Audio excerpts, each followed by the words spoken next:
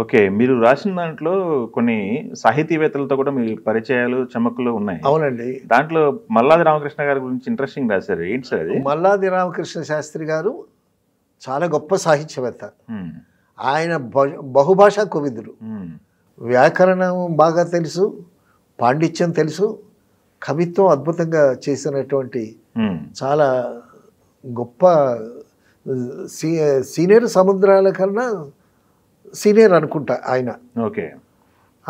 భక్త జయదేవ ఇవన్నీ చాలా గొప్పగా రాసినటువంటి వ్యక్తి. ఆయన మెడ్రాస్లో పానగల్ పార్క్ దగ్గర ఒక నలుగురు కూర్చోటానికి వెసులుబాటుగా ఒక దిమ్మెలాగా ఉంటుందండి. ఆయన సాయంకాలం వచ్చి అక్కడ కూర్చుంటారు. ఓకే. కూర్చుంటే ఆయన చుట్టూ ఆయన అభిమానులు, ఆయన అసిస్టెంట్స్, తర్వాత సాహిత్యకారులు వచ్చి కూర్చుంటారు. సో ఆయన చెప్పేటటువంటి విషయాలు అద్భుతమైనటువంటి విషయాలు, సాహిత్యపు లోతుల్లోకి వెళ్ళి గమ్మత్తైన విషయాలు చాలా సెన్స్ ఆఫ్ హ్యూమర్తో చెప్తూ ఉంటాడు ఆయన. ఆయన దినచర్యలు కూడా మంచి సెన్స్ ఆఫ్ హ్యూమర్తో ఉంటాయి. ఎలా అంటే ఒకసారి ఆయన శిష్యుడు, ఆయన అంటే చాలా ప్రేమ, గురుగారు గురుగారు అంటూ వచ్చాడు. ఇంటికి వచ్చి, గురువుగారు నాకు కొడుకు పుట్టాడు, రామకృష్ణాన్ని మీ పేరు పెట్టుకున్నానండి అని అన్నాడు. అనేసరికి నవ్వాడు ఈయన. ఏంటి సార్ ఏం చెప్పలేదు మీరు, మీ పేరు పెట్టుకున్నాను అదేనంటే, అవునురా రామకృష్ణ అని నా పేరు పెట్టుకున్నావు, నీ కొడుకు మల్లాది రామకృష్ణ అంతటి వాడన్నా అవుతాడు, భానుమతి మొగుడు రామకృష్ణ అంతన్నా అవుతాడు అని అన్నాడు ఆయన. ఓకే. ఓకే. ఓకే. అంటే ఆ సందర్భానికి ఆయన రెట్టించి అడిగాడు కదా శిష్యుడు, గురువుగారు ఏం చెప్తారో ఆయన పేరు పెట్టుకున్నానని అనేసరికి మల్లాది రామకృష్ణ శాస్త్రి అంతటి వాడన్నా అవుతాడు, భానుమతి మొగుడు రామకృష్ణ అంతటి వాడన్నా అవుతాడు అని సందర్భోచితంగా అలవోకగా చెప్పినటువంటి ఒక మాట. అంటే అక్కడ భానుమతి గారు చాలా డామినేటింగ్గా ఉంటారు, రామకృష్ణ గారు చాలా సౌమ్యంగా, చాలా జెంటిల్మన్గా, మెత్తగా ఉంటాడు అనే ఉద్దేశం, అంతేగాని ఆయన్ని కించపరచాలనేటటువంటి ఉద్దేశం ఏమీ కాదు. తర్వాత అండి ఒకరోజు మల్లాది రామకృష్ణ శాస్త్రి గారి ఇంటి ఎదురుగా ఒక కంపెనీ, ఆ కంపెనీలో ఆ రోజు మ్యూజిక్ సిట్టింగ్, ఆ మ్యూజిక్ సిట్టింగ్కి మల్లాది రామకృష్ణ శాస్త్రి గారే వెళ్ళి పాట రాయాలి.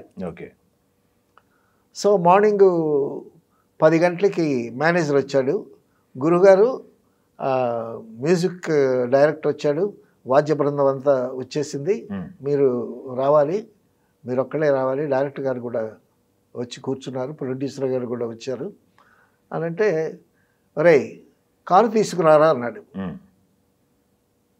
అదేంటి గురువుగారు అని అన్నాడు. ఎందుకంటే ఆయన ఇంటి ముందే ఆఫీసు, 4 అడుగులు వేస్తే ఆ మెట్లు ఎక్కితే ఆఫీసు.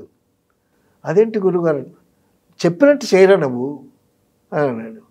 అనేసరికి సరే గురువుగారు చెప్పాడు కదా, ఎక్కడికన్నా వెళ్ళి ఇక్కడికి వస్తారేమో అని ఆలోచనతో ఆ కారు తీసుకొచ్చి ఈయన ఇంటి ముందు పెట్టాడు.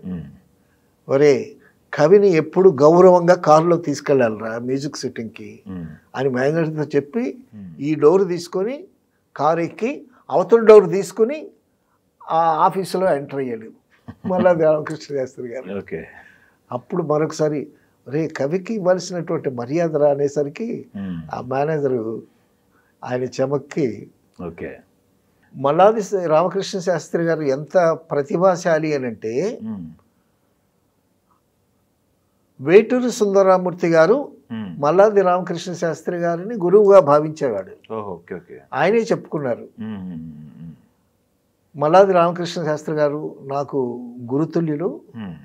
సో ఆ పానగల్ పార్క్ దగ్గర ఆయన కూర్చునేటప్పుడు నేను కూడా వెళ్ళి ఆయన అభిమానుల మధ్యన కూర్చొని ఆయన చెప్పేటటువంటి విషయాలన్నీ గమనిస్తూ, ఆయన ఎంత అద్భుతమైనటువంటి విషయాన్నైనా ఒక షుగర్ కోటింగ్ వేసి చేదు మాత్రం ఎట్లాగైతే మింగిస్తారో అలాగే ఆ సెన్స్ ఆఫ్ హ్యూమర్తో ఆయన అంత అద్భుతంగా చెప్తా ఉంటే నేను విని చాలా ఆనందించేవాడిని. నాకు గురుతుల్యులు అని వేటూరి గారు మల్లాది రామకృష్ణ శాస్త్రి గారిని చాలాసార్లు ఆయనే స్వయంగా చెప్పుకున్నారు. అంత ప్రతిభావంతుడు ఆయన. దగ్గర దగ్గర 10 లాంగ్వేజెస్ వచ్చు ఆయనకి. సో పండితుడు, వ్యాకరణకర్త, మంచి కవి, తర్వాత మంచి చమక్కులు, మంచి సెన్స్ ఆఫ్ హ్యూమర్తో మాట్లాడేటటువంటి గొప్ప వ్యక్తి. మల్లాది గారితో మీరు రాసుకున్నారు కదా, మల్లాది గారితో మరి పనిచేసే అవకాశం మీకు ఎప్పుడు కలిగింది, ఎప్పుడు చూసారు? మల్లాది గారితో పనిచేసే అవకాశం నాకు కలగటానికి ఆయన అక్కడ ఎప్పటివాడు ఆయన. అవును, సీనియర్ సముద్రాలకి కంటే కాస్త ముందు ఆయన. Okay okay okay okay. నేను వెళ్ళేసరికి నాకు పరిచయం అయింది ఆత్రేయ గారు, వేటూరి సుందరమూర్తి గారు. Okay okay okay okay. So వాళ్ళ గురించి వాళ్ళు చెప్పేవాళ్ళు. ఇప్పుడు ఈ చమక్కులన్నీ కన్నవి కొన్ని, విన్నవి కొన్ని, కనుగొన్నవి కొన్ని. ఓకే ఓకే, థ్యాంక్ యూ అండి. అది